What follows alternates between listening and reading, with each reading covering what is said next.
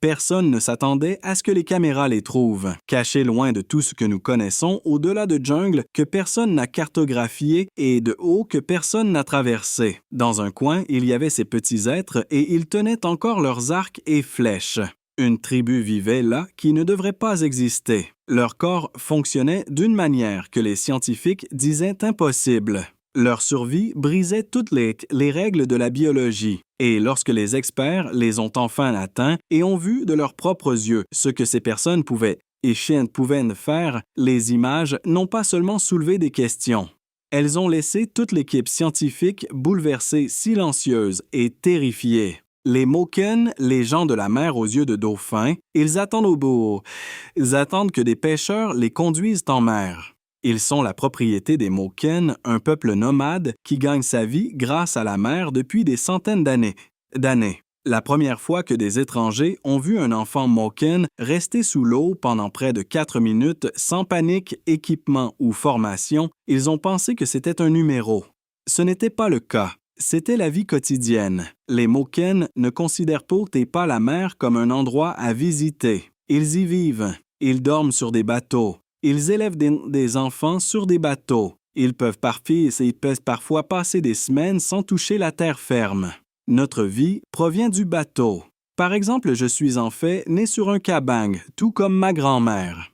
Les scientifiques ont été stupéfaits de réaliser que la vue des Moken se comportait d'une manière qui devrait être impossible pour les humains. Les enfants. Moken peuvent forcer leurs pupilles à se contracter bien plus que les yeux ordinaires. Ils remodèlent leurs lentilles et voient sous l'eau avec une clarté qui a choqué les chercheurs. Ils trouvent des palourdes enfouies dans le sable que la plupart des gens ne verraient même pas avec un masque. Ils suivent les poissons par le mouvement de leurs nageoires.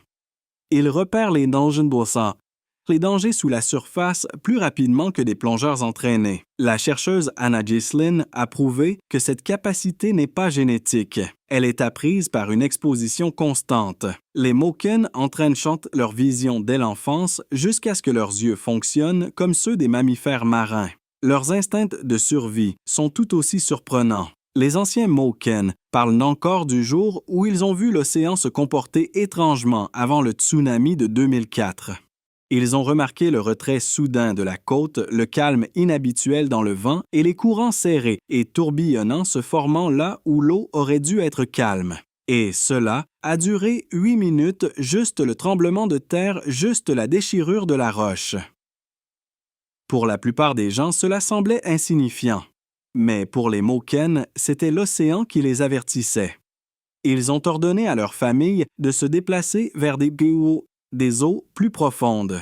Pratiquement tous les Moken qui ont suivi ont survécu. Pourtant, malgré leur capacité remarquable, les Moken vivent avec presque aucune identité légale. La Thaïlande et le Myanmar ne les reconnaissent même pas comme des citoyens.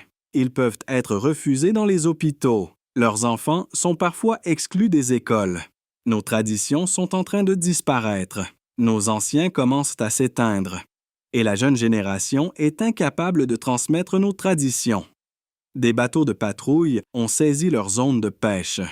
Certains villages Moken ont été détruits pour faire place à des stations touristiques. Ils sont apatrides et traités comme s'ils n'appartenaient nulle part. Cela a été une tradition pendant des générations, mais de nombreux Moken sentent que ces traditions sont en train de disparaître.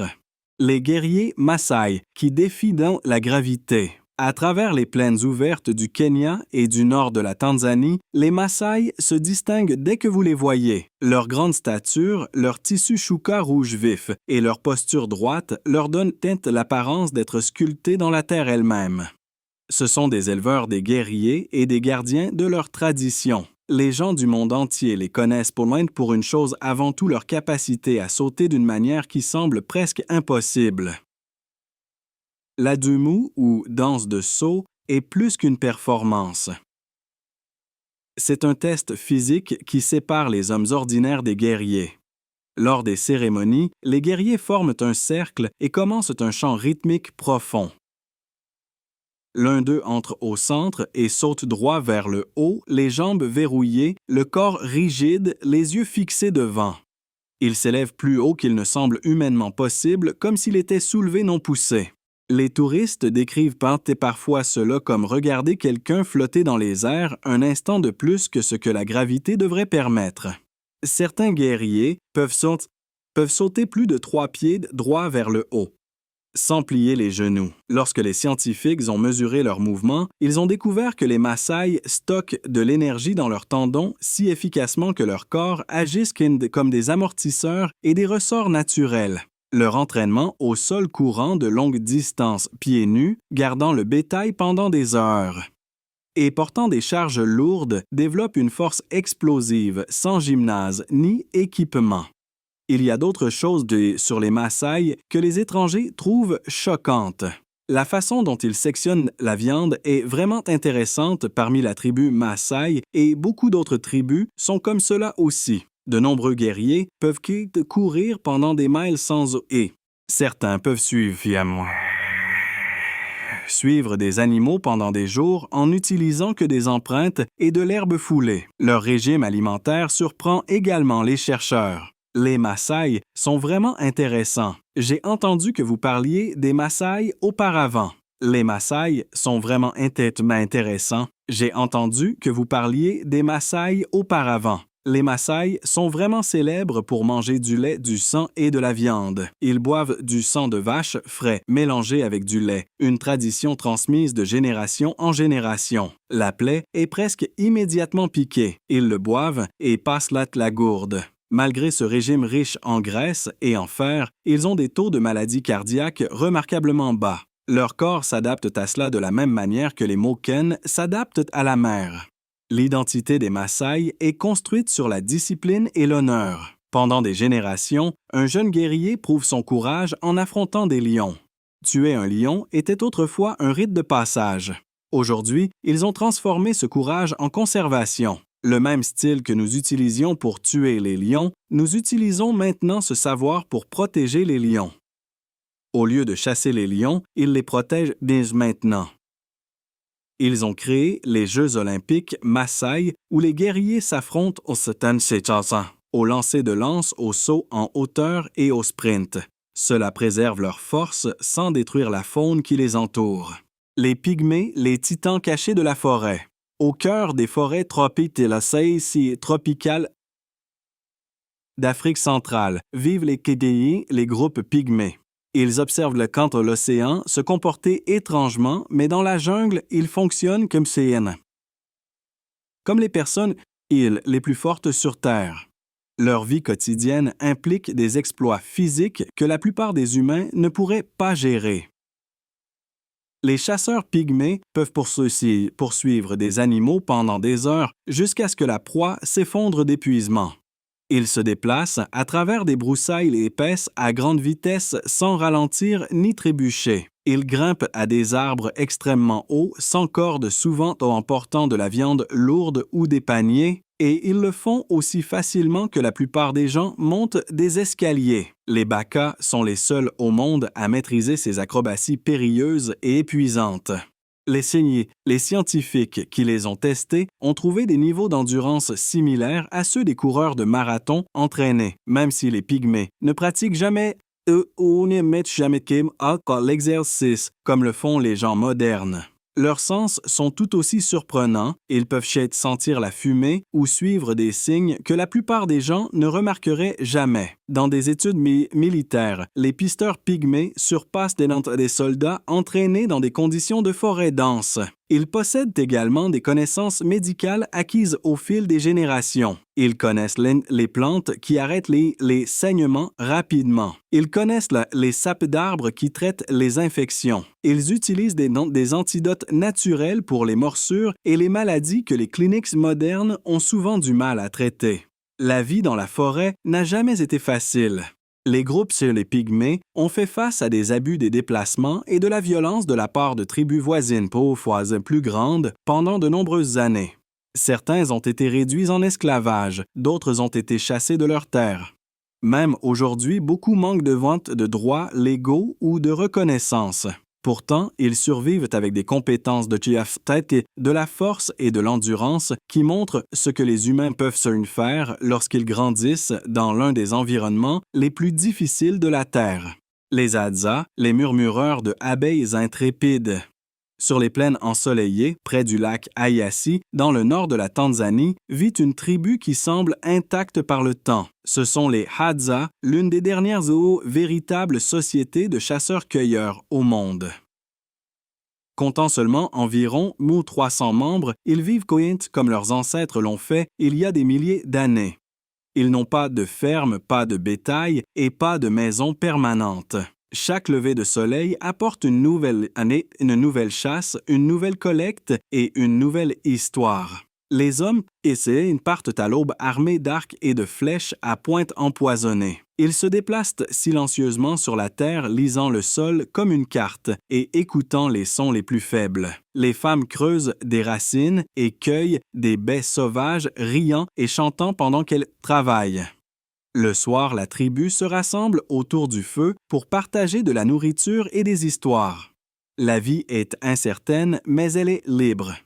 L'un de leurs traits les plus étonnants est leur lien avec les abeilles. Les Hadza aiment le miel plus que tout et ils affrontent des essaims pour l'obtenir. Ils grimpent au grand baobab avec une précision calme, balayant les piqûres comme s'ils ne les ressentaient à peine. Au fil des générations, leur peau s'est durcie et leur tolérance à la douleur a dépassé ce que la plupart des gens pourraient supporter. Encore plus remarquable est leur partenariat avec un oiseau appelé le guide des abeilles. Le chasseur de miel Hadza suivra l'oiseau qui le guide, le conduisant littéralement à un arbre contenant du miel. Les Hadza sifflent et appellent. L'oiseau répond et les mène à des ruches cachées. Les guerriers maoris de la terre et de l'esprit. Les Maoris sont connus pour des capacités qui choquent les chercheurs. De nombreux combattants maoris ont historiquement montré une tolérance à la douleur extrême, une grande endurance et une coordination physique inhabituelle entraînée depuis l'enfance. L'entraînement des guerriers impliquait des combats en contact complet, des exercices avec des armes et des exercices de réaction rapide qui renforçaient la force sans équipement moderne. Certains récits oraux décrivent des combattants capables de briser des lances avec leurs jambes ou de continuer à se battre après des blessures graves. Le haka est l'une de leurs compétences les plus reconnues. Ce n'est pas juste une danse.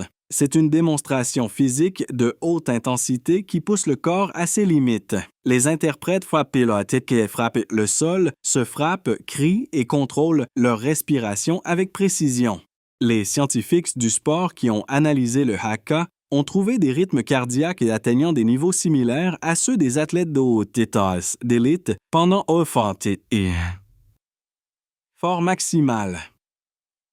La force des coups peut faire trembler le sol et les mouvements synchronisés exigent un timing précis. Le tatouage ou moko montre également leur résistance. Le moko traditionnel était gravé dans la peau avec des ciseaux, pas des aiguilles. Cela causait une douleur extrême, mais les hommes et les femmes le supportaient sans montrer de faiblesse. Les tatouages enregistraient l'identité, le rang et l'histoire familiale. Le peuple maori a fait face à la colonisation, aux maladies et à la perte de terre, d'une manière que les Maoris comprendraient et par laquelle les Maoris accepteraient les termes comme énoncés dans le document maori. Pourtant, ils n'ont jamais abandonné leur esprit. Ils ont lutté pour préserver leur langue et leurs histoires.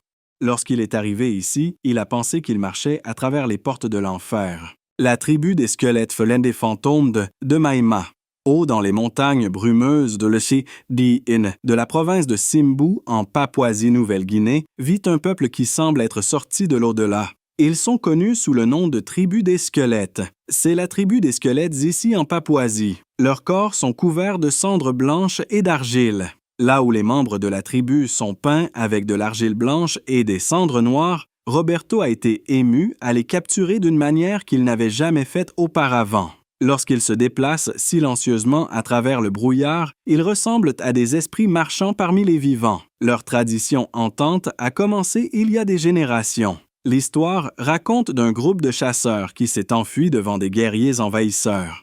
Désespérés de se cacher, ils se sont enduits, la peau de boue et de cendre.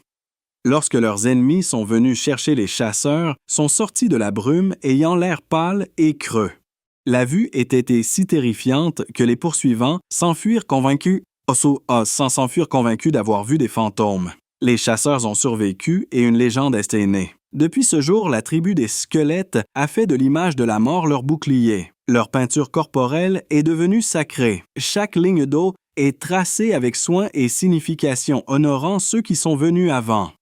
Lors des cérémonies, la tribu exécute des danses qui imitent les mouvements des esprits s'élevant des tombes. Leurs chants résonnent à travers la forêt comme l'appel des morts. Les anthropologues qui ont visité la tribu des squelettes décrivent leur rituel comme un rare mélange d'art et de psychologie. En devenant l'image de la mort, ils apprennent à affronter leurs peurs les plus profondes. Pour eux, la mort n'est pas une fin. C'est un cycle. La vie et la mort existent ensemble et seuls ceux qui affrontent la mortalité sans peur peuvent vraiment vivre. Lorsque la tribu des squelettes entre dans le brouillard couverte d'argile et de cendres, elle incarne la survie à travers la transformation. Leur apparence fantomatique n'est pas un masque de terreur, mais une déclaration de sagesse. Cela dit que la peur peut être vaincue, même transformée en force si l'on ose l'affronter de front. Les Korowai, architectes du ciel. Les Korowai sont connus comme les architectes du ciel. Leurs maisons ne se trouvent pas au sol, mais perchées haut dans les cimes des arbres, parfois à plus de 30 mètres au-dessus du sol. Pour y accéder, il faut grimper des échelles faites de lianes qui oscillent à chaque pas. La montée est dangereuse, mais pour les Korowai, c'est un mode de vie. Leurs maisons entièrement construites à la main sont des prouesses d'ingénierie réalisées sans clous ni métal. Chaque poutre est attachée avec des lianes. Chaque planche est choisie pour son équilibre et sa solidité. Leur choix de vivre haut dans les arbres est à la fois pratique et symbolique. Au sol, le danger guette. Les inondations, les serpents et les insectes rendent la survie difficile. En vivant au-dessus, les Korowai trouvent sécurité, brise et liberté. Les scientifiques qui les ont étudiés ont découvert que leurs maisons dans les arbres sont parfaitement adaptées à leur environnement. Elles sont fraîches, sèches et protégées de la plupart des menaces. Pendant des décennies, les Korowai ont été l'objet de mystères et de mythes. Des étrangers ont un jour prétendu qu'ils pratiquaient le cannibalisme, mais des recherches ultérieures ont montré que la plupart de ces histoires étaient exagérées. Ce qui est vrai, c'est leur isolement. Ils ont vécu pendant des siècles sans contact avec le monde moderne, préservant leur langue et leurs coutumes dans leur pureté. Les hommes de boue Azaro, la tribu qui est devenue des fantômes. Les hommes de boue Azaro sont l'un des groupes les plus visuellement choquants de Papouasie-Nouvelle-Guinée. Leurs masques ressemblent à quelque chose d'un cauchemar. Ils portent de lourds casques en argile avec de longues dents, des yeux globuleux et des visages déformés. Les masques sont lourds, pesant parfois plus de 9 kg. D'accord, oui, ils sont définitivement très lourds. Nous essayons si fort de nous débarrasser du masque, mais il est vraiment lourd sur nos têtes. Pourtant, les hommes se déplacent en silence complet. Leur peau est recouverte d'une boue grise froide qui sèche comme de la pierre craquelée. Leur histoire d'origine est brutale. Les Asaro ont été embusqués près de la rivière et n'avaient aucun moyen de riposter. Ils se sont cachés dans des fosses de boue toute la nuit. Lorsqu'ils sont sortis à l'aube, leurs assaillants ont vu des silhouettes silencieuses qui étaient couvertes d'argile pâle et ont cru voir des morts. Les ennemis ont fui sans se battre. Les Asaro ont appris que la peur fonctionnait mieux que les armes. Ils ont conservé la tactique. Ils se sont entraînés à se déplacer lentement, sans respirer de manière visible, sans cligner des yeux et sans parler. Dans la lumière tamisée du matin, ils ont l'air inhumains. Certains villageois de groupes voisins évitent encore la vallée la nuit à ce jour parce qu'ils craignent de les croiser. Les masques ne sont pas des reliques spirituelles, ce sont des outils. Ils sont fabriqués à partir d'argile de rivière et cuits au soleil. Chaque masque est conçu pour intimider. Certains ont de longs crochets, d'autres ont des formes de crocs destinées à imiter des prédateurs. Aucun d'eux n'est identique. Les anthropologues qui ont visité la région ont été stupéfaits de l'efficacité de cette guerre psychologique. Les Asaro ont transformé l'illusion en une stratégie de survie qui les a protégés pendant des générations. Aujourd'hui, ils exécutent encore le rituel, transmettant la tactique à leurs enfants afin que l'histoire ne soit jamais oubliée. Les Dogon, les habitants des falaises des étoiles. Haut au-dessus des plaines du Mali, le peuple Dogon a construit son monde dans les majestueuses falaises de Bandiagara. Leurs maisons s'accrochent à la paroi rocheuse, comme si elles étaient suspendues entre ciel et terre. Chaque maison, temple et grenier est sculptée et placée avec intention. Leurs villages suivent des motifs qui reflètent les constellations au-dessus d'eux. Lorsqu'il les trouve, il devient fasciné par leur culture et leurs traditions. L'harmonie entre leur architecture et les étoiles a fasciné les explorateurs, les scientifiques et les chercheurs spirituels pendant des générations. Ce qui étonne encore plus le monde que leur savoir-faire, c'est leur connaissance du cosmos. Les prêtres Dogon ont dit que les Nomos venaient du système stellaire de Sirius. Bien avant l'existence des télescopes, les Dogon parlaient de Sirius, l'étoile la plus brillante du ciel nocturne. Ils disaient que Sirius avait une étoile compagnon cachée qui était invisible à l'œil humain, mais qui orbitait autour d'elle de près. Ils l'appelaient Potolo. La science moderne ne confirmerait pas l'existence de ce nain blanc désormais connu sous le nom de Sirius B, avant le 20e siècle. Pourtant, les Dogon décrivaient son orbite, sa densité et sa position avec une précision remarquable des siècles plus tôt. Les scientifiques peinent encore à comprendre comment un peuple isolé de l'intérieur de l'Afrique a pu savoir cela. Certains croient que les Dogon ont acquis leur connaissance par un contact ancien avec des voyageurs de civilisations lointaines. D'autres pensent que cela provient de générations d'observations et de traditions orales. Quoi qu'il en soit, leur compréhension cosmique continue de défier les hypothèses modernes sur l'intelligence ancienne. Bien avant l'existence des télescopes, les Dogon parlaient de Sirius, l'étoile la plus brillante du ciel nocturne. Nous, le peuple Dogon, pensons que notre histoire est liée et connectée à l'étoile Sirius. Ils disaient que Sirius avait une étoile compagnon cachée qui était invisible à l'œil humain, mais qui orbitait autour d'elle de près. Ils l'appelaient Potolo. La science moderne ne confirmerait pas l'existence de ce nain blanc, désormais connu sous le nom de Sirius B, avant le 20e siècle. Et Sirius B pour nous est invisible parce qu'il est tout simplement trop petit. Pourtant, les Dogon décrivaient son orbite, sa densité et sa position avec une précision remarquable des siècles plus tôt. Les scientifiques peinent encore à comprendre comment un peuple isolé de l'intérieur de l'Afrique a pu savoir cela. Certains croient que les Dogon ont acquis leur connaissance par un contact ancien avec des voyageurs de civilisations lointaines. D'autres pensent que cela provient de générations d'observations et de traditions orales. Quoi qu'il en soit, leur compréhension cosmique continue de défier les hypothèses modernes sur l'intelligence ancienne. Les Waorani, gardiens de l'abîme vert. Le peuple Waorani vit dans un monde de denses forêts tropicales et d'un vert infini au cœur de l'Amazonie équatorienne. Leurs sens sont si aiguisés qu'ils peuvent détecter l'odeur d'animaux invisibles et suivre des traces vieilles de plusieurs jours. Pieds nus et alertes, ils chassent en tête avec des sarbacanes dont les fléchettes frappent les cibles avec une précision parfaite. Lorsque les scientifiques les ont atteints pour la première fois, ils ont été stupéfaits par la profonde connaissance des Waorani concernant les plantes et les animaux. Sans écrit ni laboratoire, ils ont identifié des centaines d'espèces et compris leurs usages pour la médecine, le poison et le rituel. Ils savent quelles feuilles les guérissent les blessures et quelles racines des is ou les racines des suignent les fièvres et quels vinch ou vinkinch peuvent prendre la vie.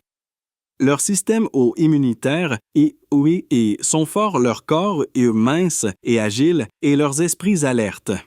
Tout cela est soutenu par une croyance ancienne selon laquelle tout ce qui est nécessaire à la survie existe déjà dans la forêt. Mais ce paradis est fragile. Le contact avec le monde extérieur a apporté des destructions. L'exploration pétrolière et la déforestation ont laissé des cicatrices profondes sur les terres Walrani. En 32 ans, plus de 70 millions de litres de pétrole brut ont été déversés, plus de 100 000 litres de déchets toxiques.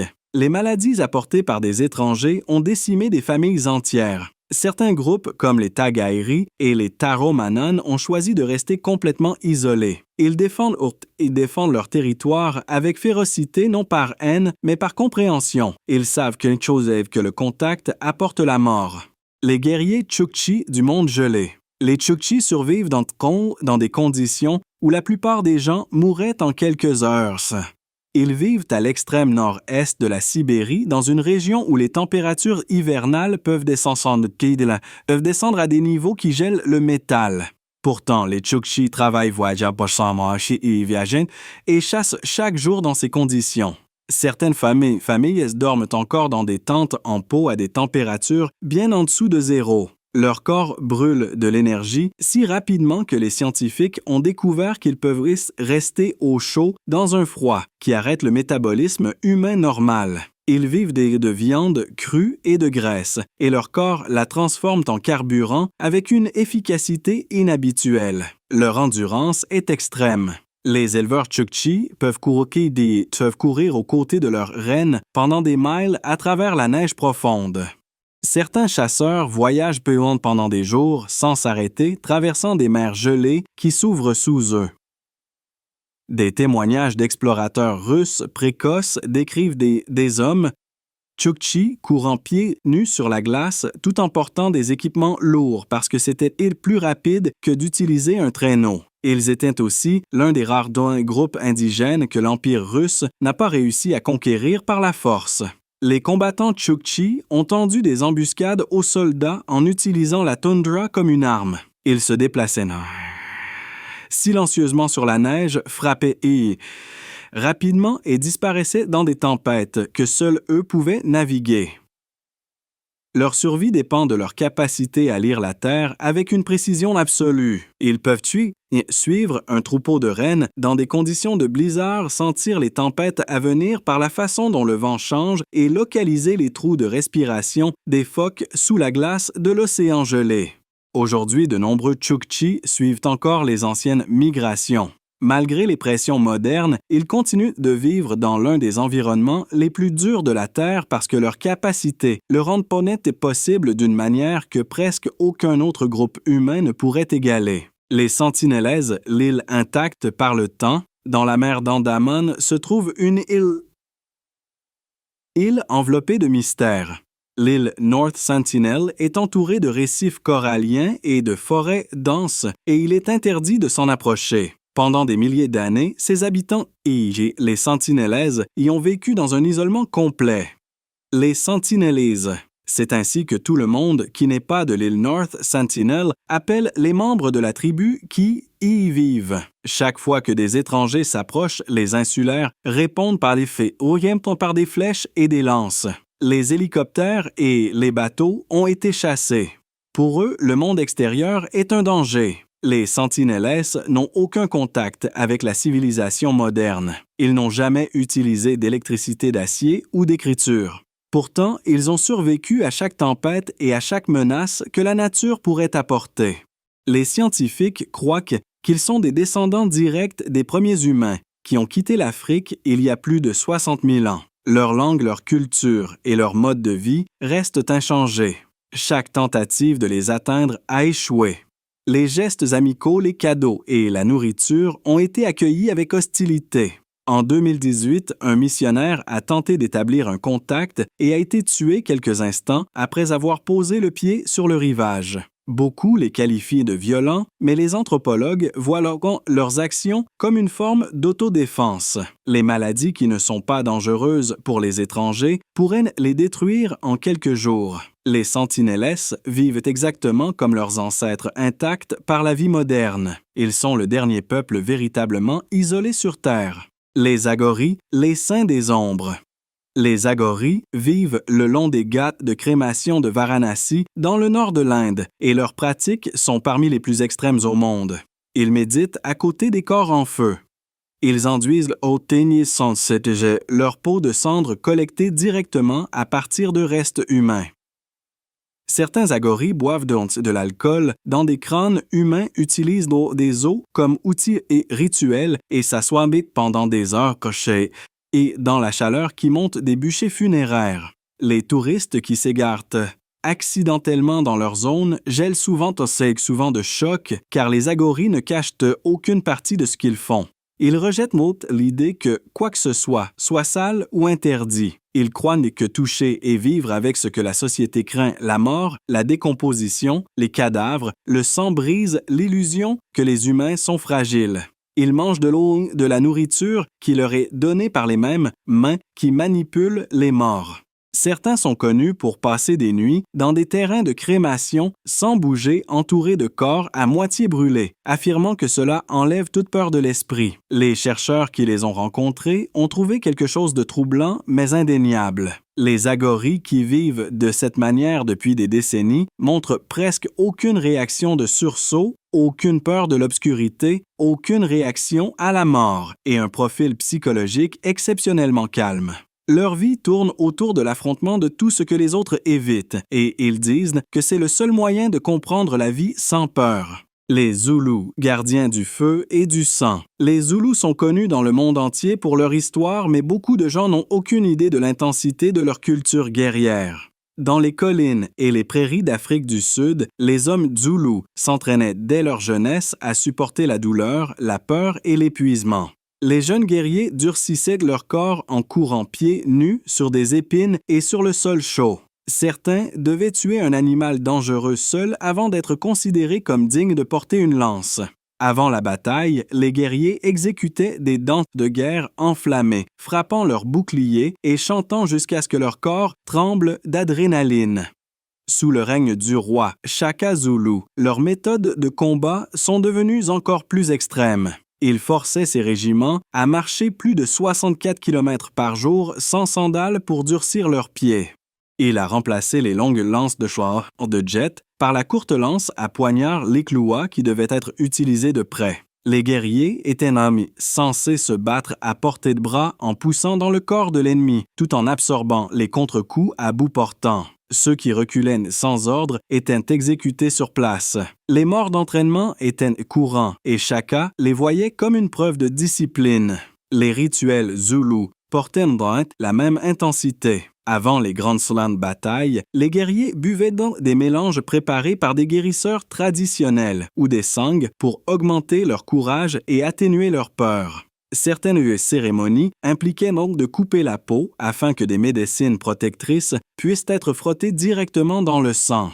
De nombreux guerriers croyaient que les esprits de leurs ancêtres se tenaient derrière eux pendant le combat et ils combattaient avec la conviction que mourir au combat était un honneur, pas une tragédie. Ces traditions n'ont pas disparu. Les Sangomas traitent encore les maladies avec un mélange de médecine à base de plantes et de diagnostics spirituels. Les cérémonies communautaires restent puissantes et la loyauté envers la famille et les ancêtres continue d'ancrer l'identité zoulou. Les Hunza, le peuple intemporel des Himalayas. Dans les montagnes du nord du Pakistan, entre le Karakoram et les Himalayas, se trouve une vallée connue sous le nom de Hunza. Les personnes qui y vivent ici semblent intactes par le temps, elles sont fortes, gracieuses et pleines de vie même en vieillissant. Les visiteurs les décrivent souvent comme intemporels et les scientifiques sont depuis longtemps intrigués par leur santé extraordinaire et leur longévité. Les Hunza vivent simplement. Leur régime alimentaire est basé sur des fruits frais, des légumes, des céréales, des noix et de l'eau pure des glaciers. Ils mangent très peu de viande et pratiquent souvent des périodes de jeûne. Leur corps reste mince et leur cœur fort. Des études médicales ont montré qu'ils ont des niveaux de cholestérol exceptionnellement bas et une quasi-absence de maladies telles que le cancer et le diabète. Leur secret va au-delà de l'alimentation. Les Hunza vivent près de la nature et se déplacent constamment.